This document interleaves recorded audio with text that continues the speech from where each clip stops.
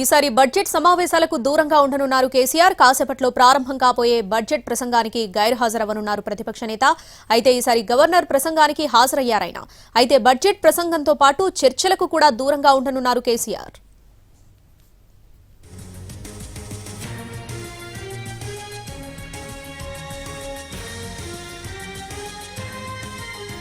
ఈసారి బడ్జెట్ సమావేశాలకు దూరంగా ఉండనున్నారు కేసీఆర్. కాసేపట్లో ప్రారంభం కాబోయే బడ్జెట్ ప్రసంగానికి గైర్హాజరవనున్నారు ప్రతిపక్ష నేత. అయితే ఈసారి గవర్నర్ ప్రసంగానికి హాజరయ్యారైనా అయితే బడ్జెట్ ప్రసంగంతో పాటు చర్చలకు కూడా దూరంగా ఉండనున్నారు కేసీఆర్.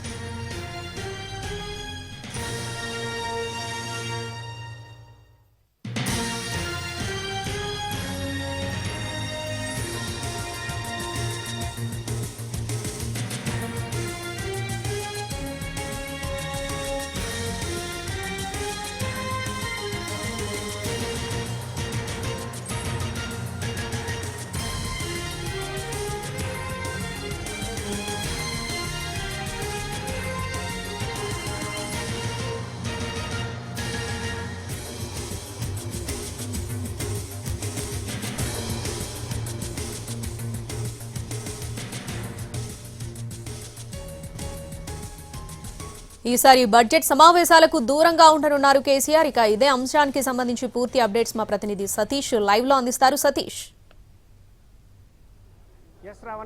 ఈ రోజు ప్రవేశపెట్టబోయేటటువంటి బడ్జెట్ ప్రసంగానికి ప్రతిపక్ష నేత హోదాలో కేసీఆర్ దూరంగా ఉండబోతున్నారు.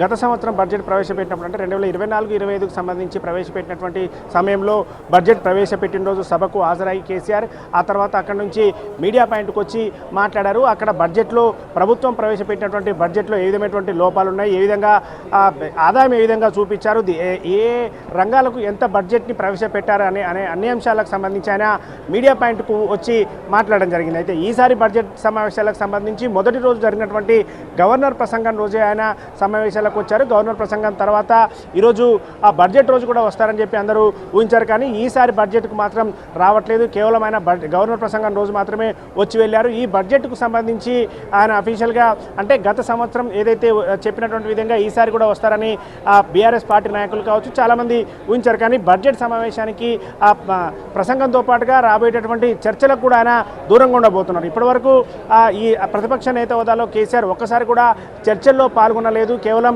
బడ్జెట్ ప్రసంగం రోజు ఇటు గవర్నర్ ప్రసంగం రోజు మాత్రమే హాజరైనటువంటి కేసీఆర్ ఈసారి చర్చల్లో కూడా పాల్గొంటారనే విధంగా బయట చర్చ జరిగింది. కానీ ఆయన ప్రసంగానికి రావట్లేదు. దాంతోపాటుగా చర్చల్లో కూడా పాల్గొనే అవకాశం లేదని చెప్పి కూడా బీఆర్ఎస్ చెప్తోంది. అయితే ఇటు ఈ బడ్జెట్ ప్రసంగానికి సంబంధించి బీఆర్ఎస్ పార్టీ తరఫున ఇప్పటికే చెప్తున్నారు. ఇటు హరీష్ రావు కావచ్చు, కేటీఆర్ కావచ్చు ఈ సమావేశం లోపలనే ప్రతిపక్ష నేత అంటే లీడర్ ఆఫ్ అపోజిషన్ కాకుండా ఉపనాయకులను కూడా పెడతామని చెప్పి కూడా బీఆర్ఎస్ చెప్పింది. కానీ ఇప్పటి వరకు వాళ్ళని ఎవరిని కూడా నియమించలేదు. ఉపనాయకులు ఉంటే వారు మాట్లాడే అవకాశం ఉండేది, కానీ వాళ్ళని కూడా నియమించలేదు.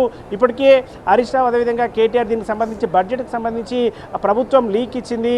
ఏదైతే అప్పులు ఉన్నాయని చెప్పి 70,000 కోట్ల అప్పులు ఉన్నాయని చెప్పి ముఖ్యమంత్రి రేవంత్ రెడ్డి ఇది చెప్పడం ఎంతవరకు సబబు, ముందుగానే అప్పులు ఎందుకు చెప్తుందనే విధంగా కూడా వారు చెప్పడం జరిగింది. అయితే ఈరోజు బడ్జెట్ ప్రవేశపెట్టిన తర్వాత ఏం చెప్పబోతున్నారు బీఆర్ఎస్కు సంబంధించి అనేది అయితే ఒక ఉత్కంఠగా ఉంది. గత సమావేశానికి కేసీఆర్ హాజరై ఏ విధంగా ఏ రంగాలకు ఎంత కేటాయింపులు జరిగాయి, దాన్ని వచ్చేటటువంటి ఆదాయం ఎలా ఉందని పూర్తి స్థాయి లెక్కలతో మీడియా పాయింట్లో మాట్లాడినటువంటి కేసీఆర్ తర్వాత ఈరోజు బీఆర్ఎస్ ఏం చెప్పబోతుంది అంటే ఏదైతే 6 గ్యారంటీలకు సంబంధించి ప్రభుత్వం ఇప్పటికే అమలు చేస్తుందని చెప్తున్నారు. కాబట్టి అమలు చేసడానికి ఎంత డబ్బులు అవసరం అవుతాయి, ఒకవేళ ఈ సంవత్సరం ప్రభుత్వం అమలు చేయాలంటే ఎంత కేటాయింపులు చేస్తుందనే విషయాన్ని వీళ్ళు చెప్పబోతున్నారు. అదేవిధంగా ఇన్ని అమలు చేయాలంటే వచ్చేటటువంటి ఆదాయం ఏ విధంగా చూపించబోతుంది అనేది కూడా బీఆర్ఎస్ చెప్పబోతుంది. ఓవరాల్గా చూస్తే మాత్రం ఈరోజు బడ్జెట్ ప్రసంగ సమావేశానికి కేసీఆర్ ప్రతిపక్ష హోదాలో రావట్లేదు. Sravani. Right Satish, thanks for the update.